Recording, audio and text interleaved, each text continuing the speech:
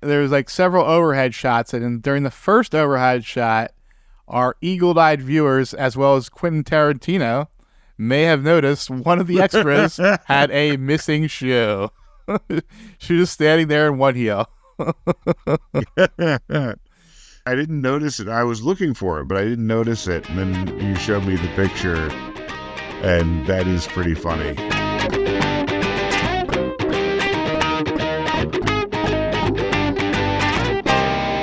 Hey, Upper East Siders and all you scandal-loving listeners out there. You've just tuned into the Non-Judging Breakfast Pod, where the coffee is strong, the waffles are fresh, and the gossip is hotter than ever. My name is Leif, and I'm your seasoned Gossip Girl veteran. And I'm Steve, the newbie, the rookie, the greenhorn, I don't know, Leif, what are we saying now that we are in season 5?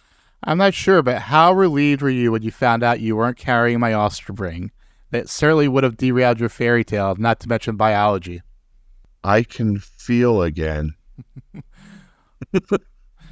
Well, we'll find you an eligible Whitney or a Rockefeller. I'm fine with a model or a witty gay.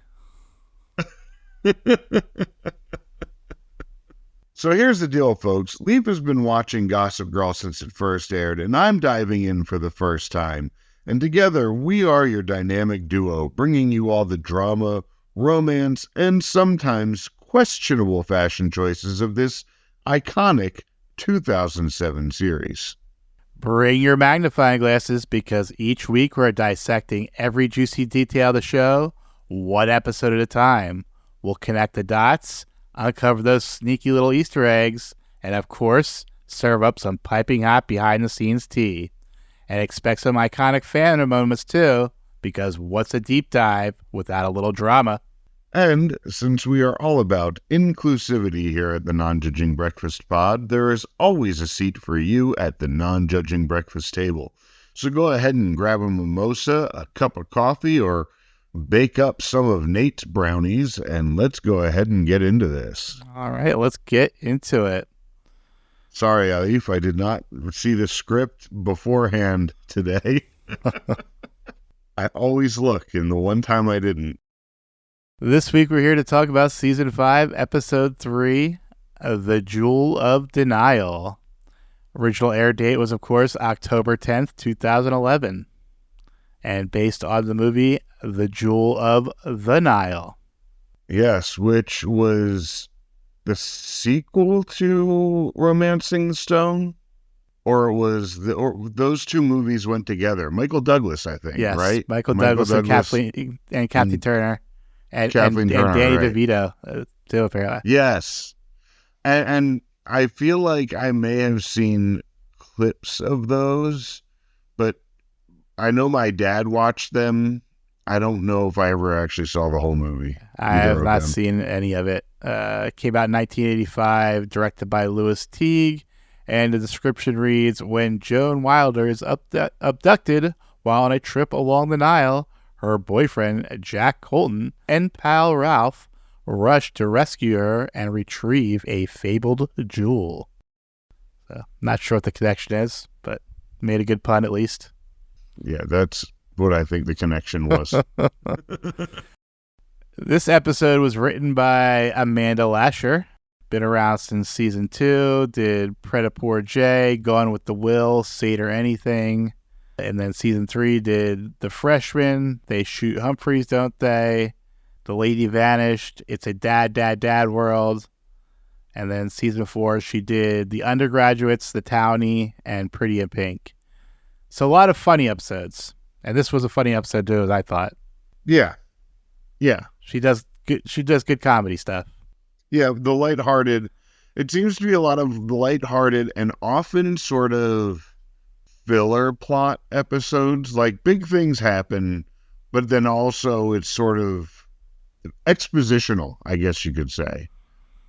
Like you had the Seder Anything, so that was like the big, farcical Seder episode. Yeah. And then you get the Freshman, that's where Dan takes Blair to the party, Georgina's party, and then ends up hooking up with Georgina and all that hijinks. And no headbands in college. Yeah. So, and of course the Toddy is the road trip with Dan and Blair. And then the Pretty in Pink is when she schemes to have them kissing at the party, and everyone sees it on Gossip Girl because of Charlie. Yeah. This episode was directed by Larry Shaw. This is his one and only episode of Gossip Girl, but career mostly TV from 1987 to 2021 was his most recent credit, which is the 62 directing credits, including stuff like 21 Jump Street, X-Files, oddly Lizzie McGuire in there. Yeah, he worked on The Flash, Castle, but his most prolific effort was 50 episodes of Desperate Housewives. Oh, all right. So I'm sure he's getting paid for that. Yeah. Probably got a nice heated pool of all the residuals from that show. Yeah. I believe it made to 100 episodes. Yeah, I'm pretty sure it did. Pretty sure it reached syndication. As far as guest stars today, we have 3 returns. We got Sheila Kelly coming back as Carol Rhodes, David Patrick Kelly as Noah Shapiro, and Jonathan Karp as himself. And then we also have newcomer Marina Squarciati. She's introduced as Alessandra Steele. Why don't you go ahead and read that Vulture recap? Many women may indulge in princess fantasies, but for the ladies of Gossip Girl, they sometimes turn real. In last night's episode, Lily was liberated from the house arrest spell by Prince Rufus, who magically whisked off her ankle bracelet in time for her to go to the big ball.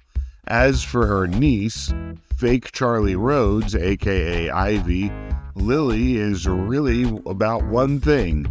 The girl has some serious mental issues. It's like every time she sees a sequin dress or a pair of Louboutins, she goes into some kind of fugue state, and when she snaps back to reality, she finds she's dug herself deeper into a situation that will get her arrested if not institutionalized. Everything is all sparkly here, she explains helplessly to the woman she is blackmailing in order to assume a false identity. Don't go into the sparkles, Ivy. Ah, too late.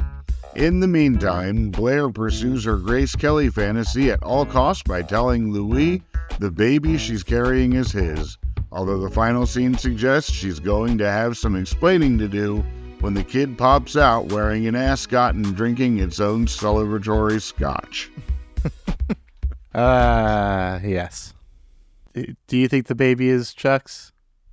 I don't think she knows, first of all. I don't know if she even opened that letter, was kind of the impression I got at the end. But, yeah, if anything, it seemed like it's Chuck's. Like, it totally seemed like it. But, yeah. Well, Act 1 begins with a montage of, we see Blair's paternity results are put into an envelope. Ivy and Serena arrive back in the Upper East Side. Nate is putting on a tie, and Gossip Girl has this to say. They say the only way to conquer your fear is to face what you fear the most. You must walk into the belly of the beast and risk the possibility of failure. But try to hide from the fear, and you risk it swallowing you whole. Yep. So we see Blair is reading a biography on Grace Kelly, and Dorota knocks on our door because the doctor's office called to tell her the results are ready to be picked up. But right away, we see Blair doing her classic head in the sand routine, and a worried and desperate Dorota calls Dan for help and getting Blair to face the truth. He says he will be there after he runs an errand. So to get this DNA test, isn't she going to need DNA from both of them? Or are we just assuming that she had Chuck's DNA lying around somewhere in her Well, house? she'd only necessarily need one. Yeah, I guess. And it's pretty easy to get some of Louis' hair or something. Yeah.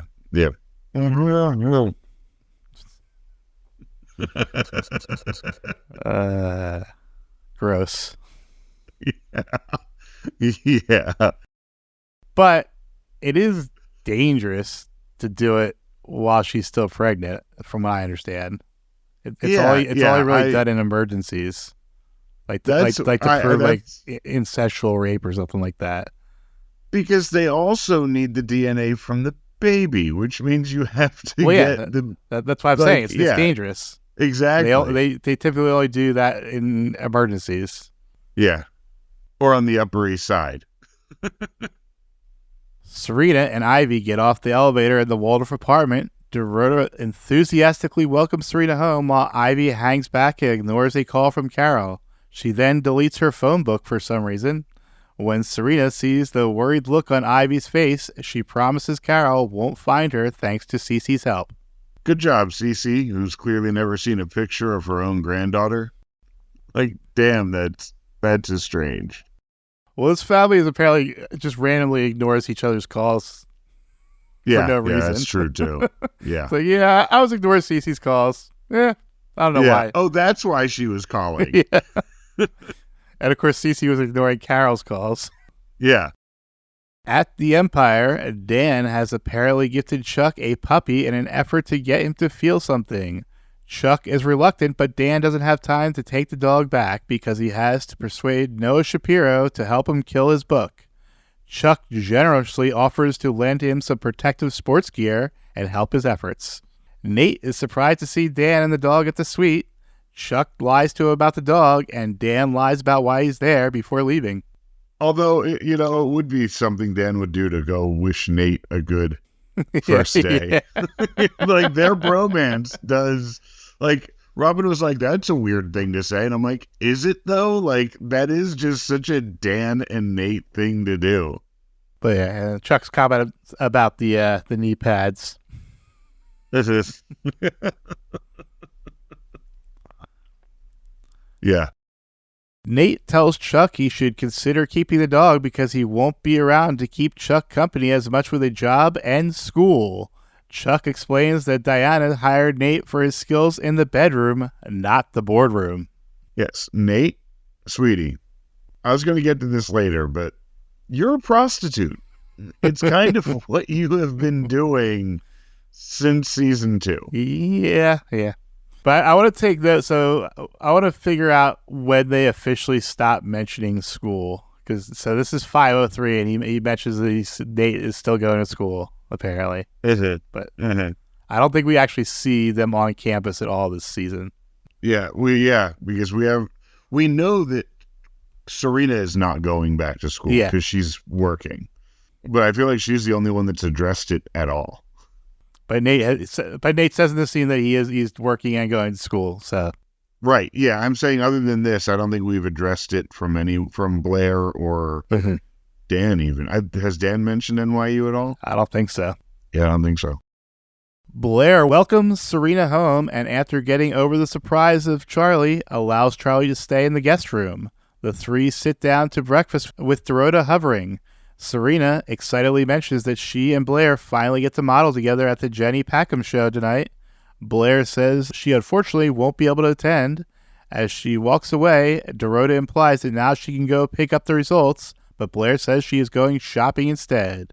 After Blair and Dorota leave the room, Serena and Charlie make plans to go talk to Lily. Dorota just being cold-blooded. When she comes out, she's like, oh, the best part about being pregnant? Knowing who the dad is. Yeah. Burn. Just so brutal. Dan meets with his former mentor, Noah Shapiro, who is just as much of a cliched dickhead as ever. Shapiro's advice is to let the book come out and disappear. No one is going to care about it.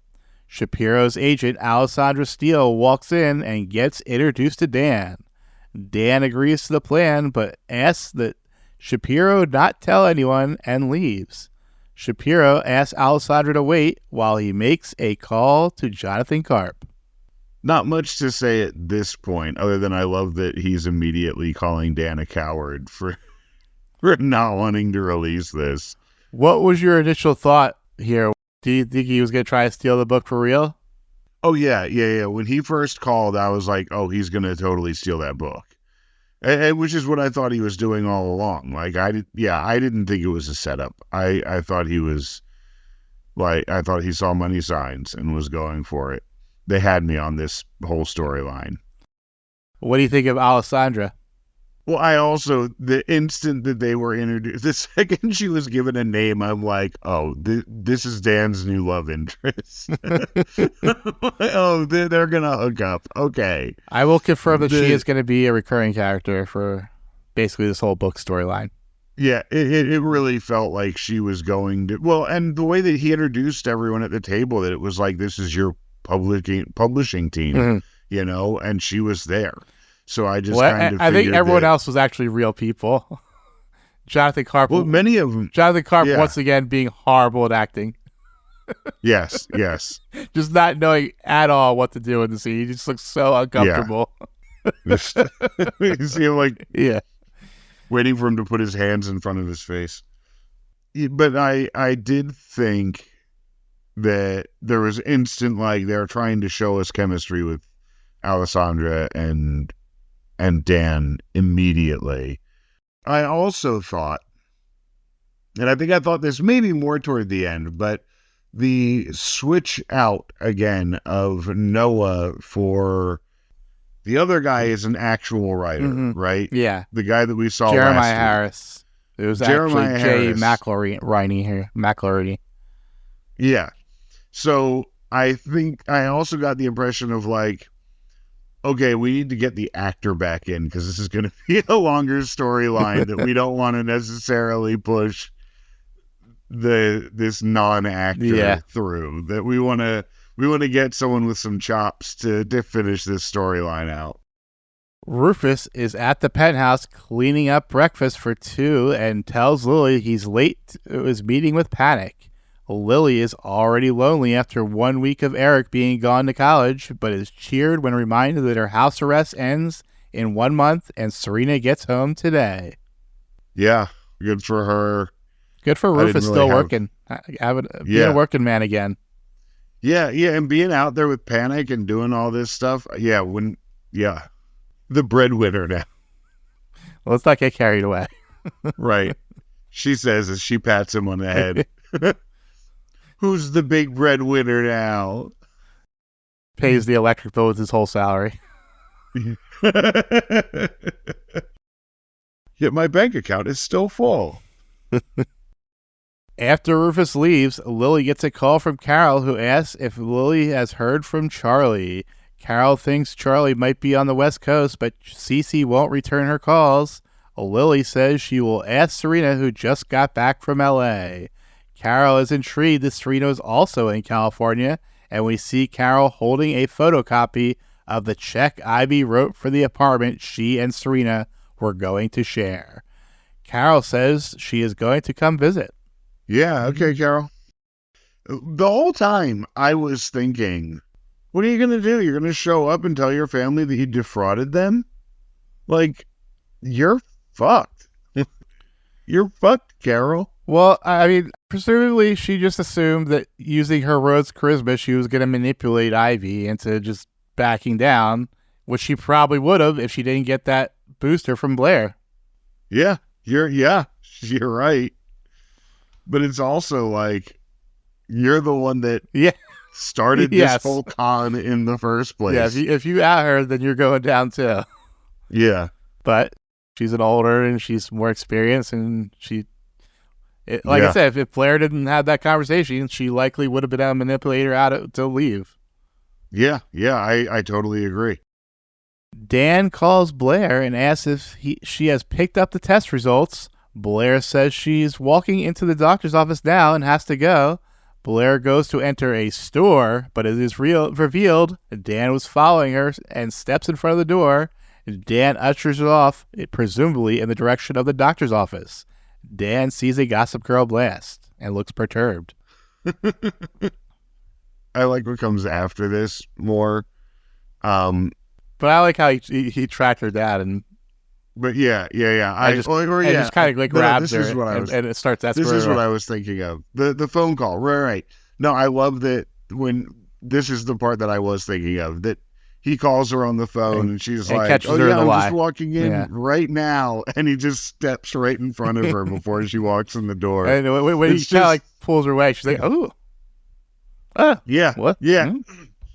Yeah, as he leads her away, and also I just thought it was very classic, the two of them, right? Yeah. And it also is so classic Dan, and also so classic like Joe Goldberg of him, that he does kind of stalk the people he loves. Like, he would always be able to know where Serena was, and he always seems to know where Blair Well, to be is. fair, everyone's on the spotted map in this universe, so everyone knows where everyone is. That is true. Yeah. And this is the Gospel Girl blast that has Dan all worried as we go to the first break. Turns out that the rumored UES novel is fact, not fiction, and I have the inside scoop on who the author is. Patience, pets, your answer is coming. We move into Act 2. At the Spectator, Diana explains her plans to rebrand the newspaper, starting with sponsoring the Jenny Packham show tonight. Nate is ready to work, but as Chuck said, Diana has a different kind of work in mind. When Nate has a bit of performance anxiety, Diana promptly fires and dismisses the entire staff. Hey, I'm going to run this archaic business and have absolutely no one involved who knows what they're doing. Try to get this business off of the ground, but I now have to hire an entire staff. Yeah, but now I have to hire an entirely new staff so I can bang this dude here in the office right now. This 20-year-old. She's not a good business person. No. I'm going to say she's bad at business. Dan and Blair exit the clinic, envelope in hand, but she is still hesitant to open it because of the obvious implications. You get it? The implication. She promises to open it as soon as she finishes her interview with Hello Magazine this afternoon. Dan says he has an errand of his own, but will meet her back at her apartment later to be there when she opens the results. Yeah, again, she's procrastinating it and going off on it. But Dan being there, being a supportive friend. Yep. Dan always being who she needs. Good job, Dan. We shift to the penthouse just as Serena finishes telling Lily all about her summer. After the story, Lily asks if Serena has heard from Charlie as Carol is worried. Serena is surprised Lily hasn't talked to Seethes yet, but we learn she was ignoring her calls. Serena says that Carol was trying to cut Charlie off, and Charlie is in fact 19 and can leave home if she wants. Just then, Ivy gets off the elevator and begins eavesdropping on the conversation. Lily brings up the mental health issues and that she isn't going to participate in deceiving Carol. Ivy turns around and gets back on the elevator. Yeah, I mean, your instincts are good. Go to Oregon. Go find Sweetie Max out in Portland and cash out the trust fund. Just cash every last dime of it, dip, and be gone. Yep. Disappear. Also, since when is Lily not going to want to deceive Carol? That seems out of character. Yeah, when it's convenient to the plot. Fair enough. Blair is being interviewed, and when the conversation turns to family, Blair learns that Louis' answers indicated he wasn't ready for fatherhood, which puts more doubt in Blair's mind as the interview wraps up. Yeah, the whole oh, well, when are you going to have kids since you're not even married yet? But I'm just going to throw out the kid question, and don't worry, I'm going to answer for you. Since someone else answered for you, I'll go ahead and read you that. I mean, that's absolutely a question Hello Magazine would ask. Yeah. I mean, it's an interview about her getting married. Yeah. It's a pretty natural question to ask. But it is personal. But they're celebrities. Yeah, I know. Dan goes back to Shapiro's office only to find Alessandra instead. She tells Dan about Shapiro's new book and shows him a few pages on a tablet. Dan quickly realizes Shapiro is taking credit for his book.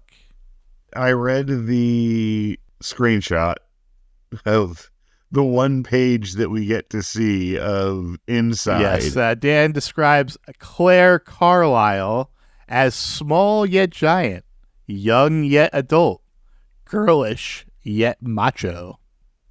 Yeah.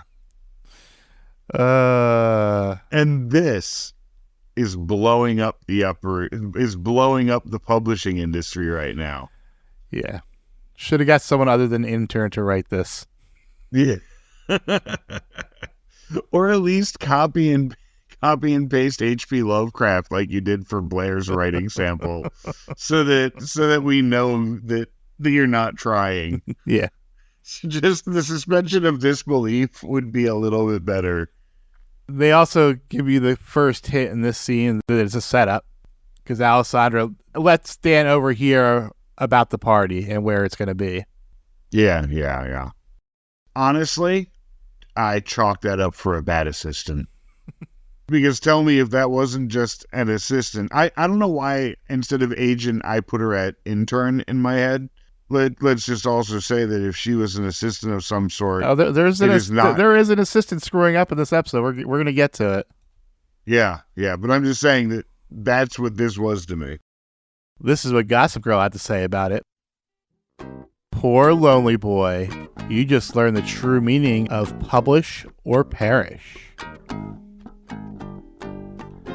We go into Act 3. On the street, Ivy is leaving a voicemail from Max saying she made a mistake and she's catching a bus to Portland. She quickly ends the call when Serena walks up. Ivy tells Serena that she's leaving because of what Lily said. Serena hugs who she thinks is her cousin, but asks her to return their tickets to the show since they won't be attending. It's almost a shame she's not her cousin, because, if she was her cousin, Serena's a little manipulative, as Serena always is, but she does want nothing else but just to shower her with love and kindness. This is probably the best female relationship Serena's had in the show. Yeah. It's the most positive. She wants to be me? Yeah, I get it. Diana comes back to the office and tells Nate she was able to avoid the show being canceled for confidentiality reasons by offering to confiscate all the cell phones at the door. She wants to celebrate with another fuck session, but Nate wants to be taken seriously. He says he can probably still get that internship from his mom and is about to quit when Diana sits him down and assures him he can work and play here. And she gives him his first assignment. Oh, poor dumb Nate. It was such sitting him down like a child that he is. Mm-hmm. Yeah. Oh, it's but okay, of course, sweetie. You'll be fine. An older woman sitting him down and talking to him like he's a child is Nate's kink. So, sweetie. Blair is back in her room staring at the unopened envelope. She opens Gossip Girl to distract herself, but is even more confused when she sees a blast about Chuck turning a dog over to the pound. She slams the laptop closed and gets a text from Dan. It says he is running late, but urges her to open the envelope. She instead sees the party invites and calls Dorota to get her dress ready. Dorota is confused why Blair is blowing off a date with Louis later, and also Dan, who is coming over to help open the results. When Dorota walks out of the room, Blair tears the envelope into multiple pieces and tosses it in the bin. I'm just bored with this because it's just so much. I've just seen this so many times, It just didn't feel sincere. It was like, someone's going to find the letter, tape it back together, and make her open it. Did you catch the caption under the Chuck blast about the dog? That it said, we always knew he was a sick puppy. Yeah. Was the only thing that I saw. Spotted Chuck Bass sending his sweet guy off to the pound. We always knew Bass was one sick puppy. Yeah. Now, in the books, he had a pet monkey, right? Yes. Okay, interesting. And I'm blanking on the name, but it was like something like completely normal. It was like just a normal person name. Mm-hmm. Ivy arrives at the pre-show to return the tickets, but finds out Serena set her up to be a model in the show. She's hesitant at first, but when she sees the dress she gets to wear, she lets herself get sucked further into the con. Yeah, because everything sparkles here. I thought she was going to turn into Gal in there. Yes, I'm gorgeous. I'm gorgeous.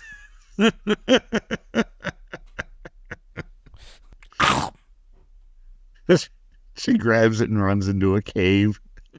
Yes. Rufus arrives home at the penthouse and surprises Lily with news that he was able to get her early release from her house arrest and can go to the show this very night. This to me was, the writers are bored with this storyline and they want Lily out and about again. Wow, 9 months? That was going to take her all the way into, mid-season? She won't be available for the wedding. Oh, man, we better get her out of jail. But I gotta ask, what was Rufus doing in multiple meetings with the lawyers? Is he researching case law? Yeah, I had that thought, too, of how many meetings do you need? But of course, the other side of that is... Was he taking new offers to the judge each time to pay him off? Right. Well, I was going to say, I'm an Upper East Side lawyer, right? I'm going to try to get as many billing hours as I possibly can. And this fucking numbskull who doesn't know shit about any of this, who's managing a band right now. Yeah, okay. Yeah, we're going to have to meet at least once a week for the next 6 weeks for me to be able to get this through, but I'll be able to do it. Why is this all scheduled in billable hours? Dan goes back to the Empire to get advice from Chuck now that he thinks Shapiro is stealing credit for his book. Chuck calmly lays out Dan's 2 options, and Dan gets a text from Dorota letting him know Blair didn't open the letter and went to the fashion show instead. Yeah, good advice, Chuck. Chuck's just like, look, you're either going to fade into oblivion or you're going to go burn it all down, but fucking make a decision. Yeah. And this is what Gossip Girl has to say. Careful, Dan. He who runs from fear falls into the pit. Looks like you're about to take a tumble. We move into Act 4. Blair checks her phone at the front door and intercepts the assistant from earlier and demands to be taken into wardrobe. In the confusion, the assistant fails to check in Ivy's phone and just leaves it on the desk. Yep. Another bad assistant. Fucking assistants. Nate and Diana arrive at the party, and Nate points out the targets of his assignment, a congressman and his wife. Yeah, why don't you go interview them, Nate? I'm sure it's all in your best interest right now. Blair is backstage with the assistant who is explaining the deconstructed fashion show when Blair once again spots and is confused by the presence of Charlie. She sees the assistant leave, and Blair has a conversation with Charlie about her mother forcing her out of New York. However, Blair's words of encouragement give Ivy the confidence that she can fight back against Carol. I love this scene in general. I love Blair coming to terms with her shit while also laying out for Ivy that, yeah, your mom may have stuff on you, but don't you have shit on your mom? Girl, if you're going to live in this world... Mutual assured destruction. Yeah, exactly. But and if you want to play in this Upper East Side world, girl, you have got to fucking learn how to play the game. You gotta be willing to make that nuclear option. Yes. Nate is interviewing the congressman and his socialite wife. However, when he asks about the trip Diana told him about, it turns out the congressman was with another woman. When the couple starts arguing, Nate sees that Diana still has her phone and is recording the fight. Even Nate is smart enough to realize he was played. Yeah. Yes, you were, Nate. Oh, sweetie. Sweetie, go work for the senator.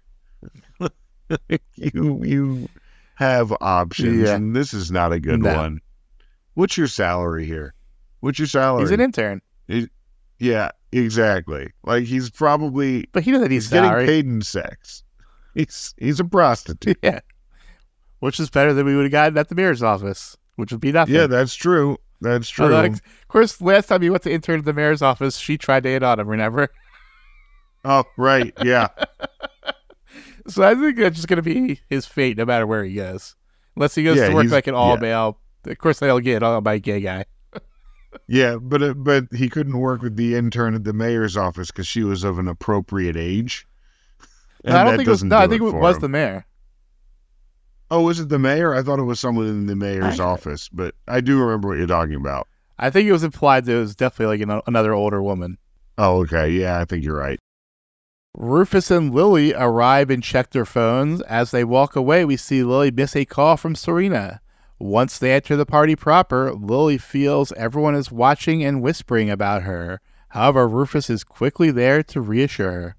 Yeah, good job, Rufus. Like, Rufus, despite my feelings towards the writer's motives for all this, Rufus came through on this episode. Rufus came through for his wife. Yeah, he's doing good. The show begins, and the models walk from the stage out into the party to show off their gowns. Ivy and her dress appear to be a hit, but Charlie is surprised to turn around and find Lily at the show.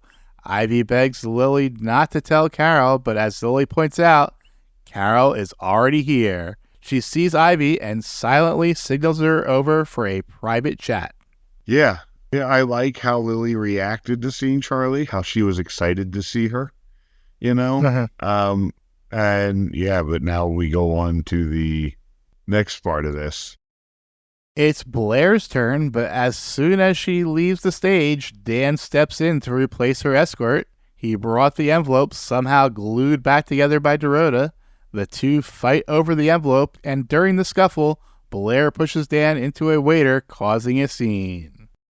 This is what, their second physical altercation that caused this scene at a big event? At least, yeah. Because there's the one at the W event that they were wrestling over the something. Yes, and of course, in this scene, there's like several overhead shots, and during the first overhead shot, our eagle-eyed viewers, as well as Quentin Tarantino, may have noticed one of the extras had a missing shoe. She was standing there in one heel. I didn't notice it. I was looking for it, but I didn't notice it. And then you showed me the picture, and that is pretty funny. Quentin Tarantino didn't miss it. It's like, there. You know the Leo meme? Yeah. The AI in the Dungeon Crawler Carl series also would not miss that. And for anyone reading that, you understand. The AI has a foot fetish. I don't know if that makes me more interested or less interested to read that. At the end of the show, I actually want to play a clip from the book because I'm listening to the audiobook and it is relevant to the show. Okay. This is what Gossip Girl says as we go to the break. OB, your refusal to find out who the father has made you to cause one mother of a scene. We move into Act 5. Diana explains to Nate that she is going to try and replace Gossip Girl, but Nate points out that everyone will know it's her if they release the footage of the congressman. Nate then accidentally gives her the idea to go through everyone's confiscated phones to find their secrets. I guess passwords still aren't a thing in this universe. Diana bullies Nate into going along with the plan. However, when Diana isn't looking, Nate sets Blair and Dan's phones aside. Such a good friend. Yeah. Nate, first of all, okay, like, he makes a flippant comment about, well, why don't you just take their phones? But then her reaction of like, yes, that's the play. Oh, man, this is such a good way to do journalism, is steal all of these people's phones, who certainly won't notice that we've taken all of the phones. Well, she's not trying to do journalism. She's trying to replace Gossip Girl as a scandal rag. Right. And also, you're trying to replace Gossip Girl, but you're going after senators or whatever. Like, Gossip Girl does fucking kids. Yeah, expand that market. Phrasing. Yeah, expand that market, baby. Yeah. But also just her enthusiasm. Then Nate being like, oh man, well, I guess I'm just going to steal these phones now. Yeah. And just like, what the fuck is wrong with you, Nate? Yeah, you're going along with just this. a poorly written character played by a not great actor. Yeah, yeah. I mean, if I remember correctly, she's a model turned actor. That she was a model that basically got the gig in Austin Powers. Yeah. She had been in a couple things before that. But yeah, she was mainly a model. Oh, okay. But now she has just a very weird relationship with her son. Oh, I think I knew that too. Yeah, he was like her personal photographer for Instagram for since he was like 14 or something.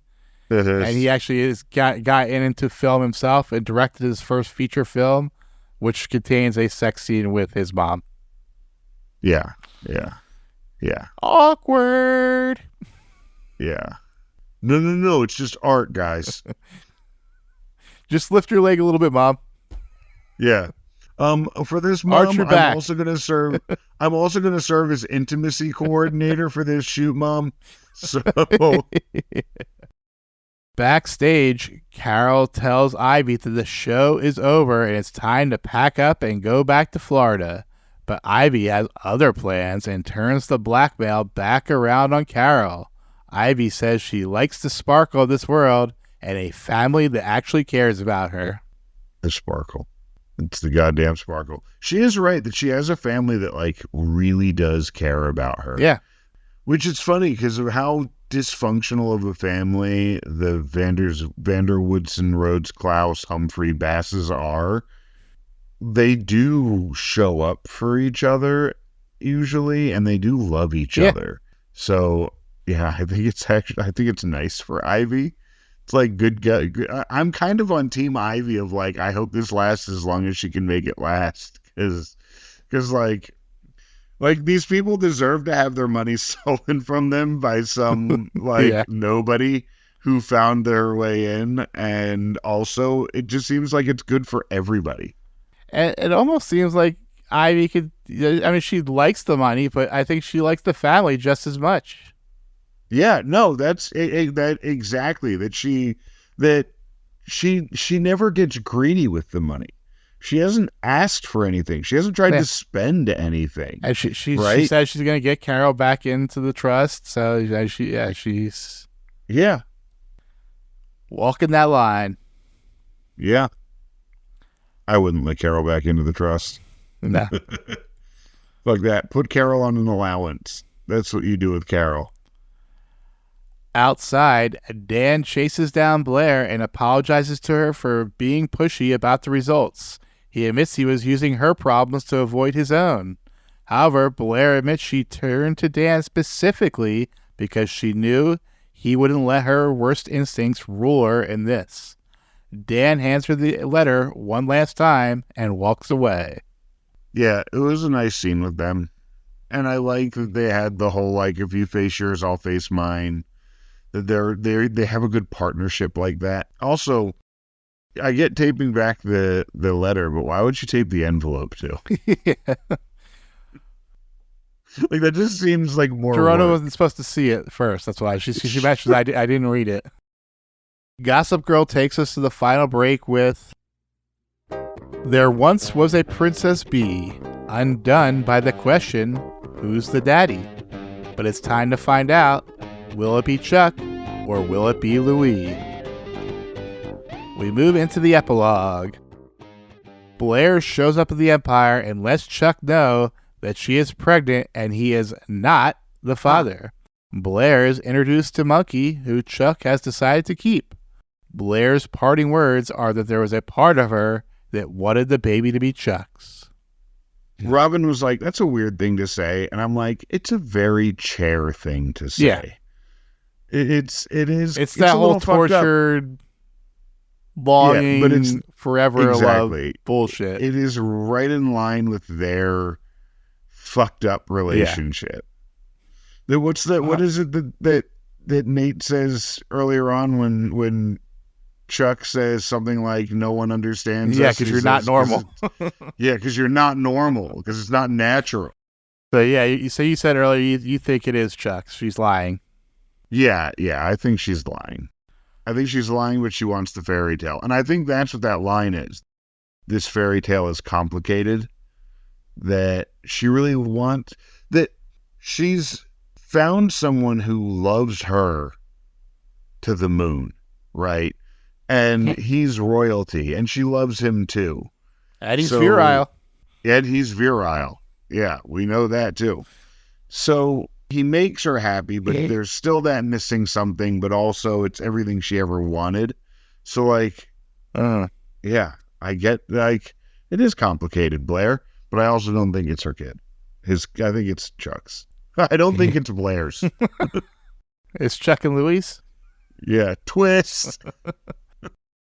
Dan shows up at Shapiro's celebration, who claims Dan Humphrey was his inspiration for the main character of Inside, Dylan Hunter. Dan has had enough and claims the book as his own. However, it turns out that it was actually what Shapiro had planned all along, and it seems like everyone was in on it. Yeah, and it's good that he wasn't a complete piece of shit and that he's actually trying to boost Dan's his career. First actual piece of mentoring. Yeah. Without just getting him a gig spying on somebody outside of his league. So yeah, I'm a little nervous for Dan with this, but it looks like he's getting his book published. It's published. As we saw at the final scene there, it is published. Yeah, it is published. Back at the penthouse, Lily, Rufus, Ivy, and Carol are toasting second chances. Lily invites Ivy to stay in Serena's old room, and Carol is reluctant to let that happen, but doesn't have any real argument. Ivy hugs Carol so they can have a conversation that isn't overheard by the others, and Ivy tells her she'll make sure Cece reinstates her access to the trust. Yeah, the girl's like, yeah, fuck you. Fuck you, little girl. Everything that happens from here on out is on your head. Although I also think that Carol's snide comment about like whatever's coming to you is with the assumption that Lily and Serena are gonna end up being shitty to her because they're all shitty to each other. We shall see. Dan is back at the loft and receives a delivery with a copy of Inside, now bearing a sticker showing his name as the author rather than the printed Anonymous. Even though it may wreak havoc on his social life, Dan can't help but smile in pride at seeing the cover. Yeah, it's funny, like... That would be a huge moment. Yeah, like, that has to just feel amazing to pull that book out and see your name on it. And see the cover that somebody gave it, and see It looks remarkably like the Gossip Girl cover. Yeah, yes, it looks it's remarkably not exactly, but it's definitely pretty damn close. Yeah. We shift to a scene of Louis and Blair sitting knees together on Blair's bed. Louis is actually ecstatic at the pregnancy news. It turns out he lied in his interview so the press wouldn't put Blair on baby watch. They decided to go out and celebrate, and Blair hides the test results in her desk as she gets ready. That didn't necessarily look opened. I don't know if that was what they were going for, if it was that it's Chuck's and she was hiding it, or if it was she never actually looked, which is kind of my impression. I'm going to say she did actually look. Okay. I'm not going to say who it is, but I will say that she could just be hiding it for the fact that taking the test basically proves that she cheated. Is incriminating. Yeah. I had that thought too, that like, oh, we're having a baby. Wait, why did you get a very dangerous paternity test in the womb? Yeah, why did you risk the baby's life for a paternity test if I'm clearly the dad? Yeah. Yeah, I did also have that thought, that it would be good evidence to burn right away. But obviously it's going to come back up because she just put it in her desk. I mean, that's pretty obvious. Mm-hmm. Yeah. So I don't think that's really a spoiler for anyone. They wouldn't, if they didn't want us. Yeah, they showed us that letter again for a reason. Chuck is writhing on the bed in apparent agony, finally able to feel something. Monkey hops up on the bed and lays his head on Chuck to comfort him, and Chuck lets out a single tear and kisses Monkey. Okay, why does Chuck writhing in ecstasy while he's feeling so sad? Like, because Ed is not a good actor. He is not a good actor. And this was just some of the worst. Like, when he first was on there, I was like, is he, like, getting head? And then I was like, what is going on in this? Oh, he feels again. Oh, it's sadness that he feels. Yes. Okay. All right, I'm just going to accept that. And he's not molesting that dog. Yeah, yes.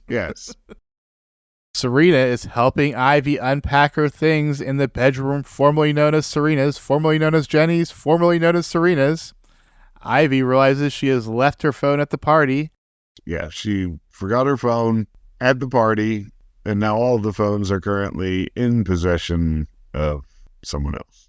Yeah, we see Diana going through the photos downloaded from everyone's phones. Nate says he has returned all the phones except for the one that didn't have a tag. As they are wondering about the owner, it receives a text to Ivy from Max. Nate, do you know how many counts of felony privacy laws you committed And you theft. broke and theft? This newspaper is on the hook for millions in damages already.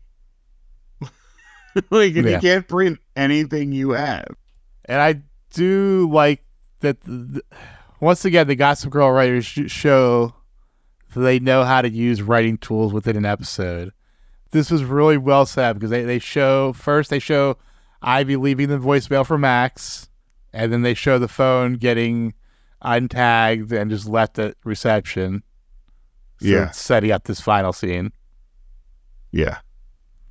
And that is the final scene of the episode, and Gossip Girl ends this with, the true author of a tell-all tome has been revealed, and the author's name is one everyone will recognize. But the question is, will anyone want to say it again once the book is out? Face your fears, and the rewards can be profound. You could discover the true depth of a relationship, or what you're capable of withstanding. The problem is, the more you gain, the more you have to lose. Get ready to find out what you're made of, because to survive on the Upper East Side, you better be fearless. XOXO Gossip Girl. That is our episode. What is coming next? First of all, shit's gonna blow up for this book, right? Like, this book is gonna hit the shelves. Everyone is going to read it. Everyone is gonna hate Dan. It's gonna be another bad day for Dan episode. We've had a few of those. And I think that we're going to see another one of these, like, really bad day for Dan, especially with Serena, because I'm sure that she is going to be the least happy. We're also going to see Blair read about herself in there in a positive light at some point, and it's going to give insight into how... But presumably including a sex scene that may probably not have happened. Probably not have happened. That probably not have happened. But if it did, also further questions the paternity of the child, which they haven't brought up. So, yeah. But I mean, Nate, so I hate when Gossip Girl goes from scheming, undermining stuff to, like, felony theft and breaking laws that would actually land people in jail. So however this plays out, I'm already annoyed. You know, like, I'm already annoyed with Nate falling for all of this. I'm really confused as to who Elizabeth or who Diana is setting this up with. Because I thought it was grandfather, but Nate turned down grandfather's stuff to go do this. So I'm really kind of torn on who's pulling the strings here. Huh. Any changes to your Louis timeline? Is he? Are they just going to get married and he's here to stay? I don't think he's here to stay. Again, like, I think there's going to be a wedding. I do believe there's going to be a wedding. More and more, I'm starting to think that that's going to be episode 11. But I do feel like there's going to be a wedding and that there's going to be a big reveal of sorts at the wedding, or at least I don't think Blair's going through with it, or one of them is going to bail at the altar, is my prediction for Louis. We also have more stuff from his sister coming, I'm sure. So, her and the priest. Anything else? Lily's out of jail, so she's going to be up to some shenanigans. Oh, and also, now that we're in predictions, this is what I wanted to play from the Dungeon Crawler, Carl. It is relevant to our show and to what we're talking about right now in predictions, and kind of goes along with some things that I have kind of been saying. So, this is from chapter 36 of the first book. Oh, nah. Not going to work. You don't hear it? Barely. Okay. Yeah. Okay. First, she says, it's just like that scene in season 3 of Gossip Girl where Chuck and Blair break up over a hotel. And then the other person she's talking to says, wait, you watch Gossip Girl? And they go back and forth a little bit about how this alien has been stuck on Earth for several months. And despite people having nothing but Earthbound entertainment to watch, no one else is watching Gossip Girl, so she has no one to talk about it with.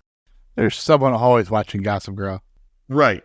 Well, to which one of them says, so you watch Gossip Girl? And she goes, I could talk about it all day. Girl, season 5, The Accident, don't make me cry. And that's the end of the conversation. Yeah, they're dropping spoilers. So, well, and it's funny because I was like, oh, fuck. When they first said season 5, I was like, should I stop this right now? Like, I'm not going to not read the book. But yeah, so I do know there's going to be an accident that is going to be awful. And maybe that could be Louis. That'd be a great way out for them, honestly. And then Blair would have the baby, who is now the prince. Yeah, if you look at episode titles, you might be able to figure out what episode it's in. I'll wait for it to come up. There is also the one character will often name. So there's a trope in the book where goblins aren't named because they're just NPCs. So she starts naming them and names 2 of them, Lorelai and Rory. And later uses code names of Ivy and Nate for a character. Interesting. Yeah. There are many. I do highly recommend this book series, and I highly recommend the audio book because the guy reading it is doing just a phenomenal job with the voice acting. But it's got that, it is pop culture mixed with video game culture, so it's fun. Anyway, I did want to throw that in with the predictions today. Alrighty. Let's get into segments. Hello there, Peabody here. And this is the Wayback Machine for traveling through time. And this is my boy, Sherman. Speak, Sherman. Hello. Good boy. This week in Fandom, we jump into the Wayback Machine to travels to the Television Without Pity forums from 2011. Their overall impression of the episode? Fun episode. It was funny. Yeah, it was all right. It was fun. A lot of people think Blair is lying about the results. It's a Blair thing to do. Yeah. Multiple people thought Chuck was jacking off with the dog at the end. It seemed that way. It was weird. It was weird. That dog put the cum in comfort. And I said we would eventually see myself in these forums, and then I finally saw myself. And as a username I actually forgot I even had, Kid Sheena. Which is, of course, a reference to the OC. Yeah. Did you get as far as the Atomic County part of the show? I did not. At one point, Seth writes a comic book called Atomic County, and they all the characters are in it, and they all have superpowers, and Ryan is Kid Cheetah. That's funny. Also, another Marissa writer. is Cosmo Girl. She gets her magic powers from a magical flask. Yeah, but her kryptonite's a bottle of pills. Sorry, too soon? More like a car. Oh, was it a car? I thought she OD'd. She did, but okay. But she survived the OD. She died from the car. Oh, Jesus. Oh, That girl went through some shit. Back to This Week in Fandom. Dan and Blair remain one of the positive storylines. Yeah, they were my favorite part of this episode, hands down. People are commenting on Penn Badgley losing weight for the role of Jeff Buckley. Oh, did he play Jeff Buckley? Yes, in the movie Greetings from Tim Buckley. Oh. It's a biopic about like a youngish, right before he kind of hits it big, Jeff Buckley kind of overcoming his issues with his own father basically abandoning him because he was also a somewhat famous musician. It is. But they were commenting on he definitely looks skinnier this season. It is. Yeah, I can see that. And there was a lot of praise for the Chuck and Blair scene. Yeah, it was good. Yeah. And also, it's the first time that we have Blair back in the loft since... you mean the Empire? Yeah. Or the Empire, yeah. Since Chuck assaulting her. Yeah. And so she went in there with her own power and left on a high note, I felt. So I thought that was good for her, too. Moving into episode grades, what do you got this week? I thought it was fun. I didn't think it was groundbreaking by any means, and I didn't think it was great. I'm going to go B-. I actually really liked this episode. I laughed out loud several times. I thought there was a lot of good dialogue. The Diane and Nate storyline is kind of stupid, but at least they're giving him something of substance. Like, yes, he is fucking an older woman again, but he's also involved in crime. I think it's going to blow up in his face, but it's at least interesting. And also now he's being tied into the Ivy storyline, which obviously the writers think is important because it is pretty much forefront so far this season. Like that and Dan's book are kind of the big stories, and the wedding, obviously, the royal stuff. Yeah. So yeah, I gave this an A-. Oh, okay. Stock Watch, who you got going up? Rufus. I wanted to send Rufus up for sure because he really came through for his wife. Dan is published, so I'm going to send Dan up. He really got stuff going for him.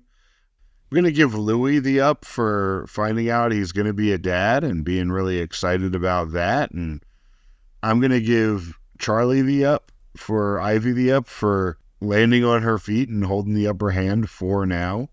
I'm going to give Serena an up for just being a good cousin in general and really being there to help Ivy along. I feel like Blair is neutral. You know what? I'm going to give it to Lily for getting out, too. So you're a free woman, Lily.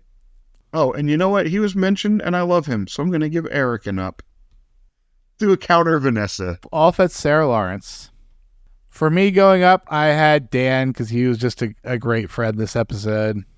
I had Rufus going up because he's just being not offensive and having a job and being useful. Yeah. I had Nate going up because he's getting laid and he's apparently really good at it because she's willing to fire an entire staff of people to fuck him. Just to lay some pipe. Like, Jesus Christ. And she's also, at least pretending to take him seriously. Sure. I had Dorota going up because she was just a boss-ass bitch as usual. Oh, I forgot to send Dorota up. I wanted to do that too because she was on top of things. I had Ivy going up because she is continuing to walk that line to continues to be very precarious, but she's doing it. I had Serena going up for the same reason as you. She was a supportive cousin. I had Noah Shapiro going up because he actually fulfilled his role. Oh, yeah. Let me give Noah Shapiro an up. And Alessandra, for that matter, for playing her part. Okay, I will not give her up because she was just kind of there, so I'm leaving her neutral. But my final up goes to Monkey for just being a good boy. He's such a good boy. Who do you have going down? Actually, did I have Diana going up? No. I'll put Diana up too for playing the shit out of Nate. I'm sending Nate down. I know you had him going up, but I'm sending Nate down for getting played so fucking hard and committing a felony for this fake newspaper job and making an ass of yourself in front of that person who thought you were the good one in your family. I mean, he was just a congressman that cheats on his wife, so fuck him. Yeah, I mean, fuck him, but also, Nate, like, you're an idiot. So you have Nate going down, you have Carol going down. I'm sending Carol going down because she's getting played. I am going to have the assistant going down that fucked up Charlie's phone. I had someone else that I was sending down. Chuck? Oh, Chuck, yeah. And I have Chuck going down because, man, if you feel again, maybe you should stop feeling because you're gonna get a felony assault charge if you feel in public. An indecent exposure. Yeah, Chuck's definitely going down for me. I see. We were completely opposite of this. I had Diana going down because she's just a horrible character. She is a horrible character. Don't get me wrong. I just feel like she's winning her thing. But I get your point too that she sucks, and the sooner we're done with this, the better. And I have Carol going down as well, and also the assistant going down. So pretty much the same there, except for we have Nate and Diana flips. Yeah. But here's the best outfits from the last episode we've seen. Best outfit, who do you got? I don't remember if she had it on at the party of the week, but when Blair showed up to Chuck's in that blue dress, I thought that one really captured her really well. So I really liked that dress at the end. Yeah, I like that dress. I'm going to actually give it to her dress, the lavender sequin dress she was wearing in the show. But also, you could easily go on to Ivy's dress. That was amazing as well. Yeah, I thought Ivy's was okay, but I was influenced by Robin, who didn't really like that one. Robin said, no, it's pretty, but it's not bag drop pretty. It's the precious. Yeah, it's no season 4 Oscar De La Renta train station dress. So now that bar has been set. That is it for segments. Do you have anything you would like to plug? I'm pretty sure that this is going to be out after the Morgantown Canifest is over, but I am definitively playing the Morgantown Canifest on March 21st, 22nd, 20th, 21st, and 22nd. And I'll be on and off throughout the day. And other than that, It actually should be this weekend. Oh, okay. Okay, awesome. So yeah, come on out to Morgantown and you can catch me playing some songs at the Morgantown Canifest. And I would also like to plug my Instagram and TikTok, steve.marchon, Marchion. So go ahead and give me a follow there, see what I'm up to, catch some of my music, and that kind of fun stuff. For me, I'm going to recommend the season 37 episode of The Simpsons where they go to Philadelphia. The episode is called Irrational Treasure. It's just like... We haven't watched it yet. It's just chock full of Philadelphia. It's like nonstop Philadelphia references.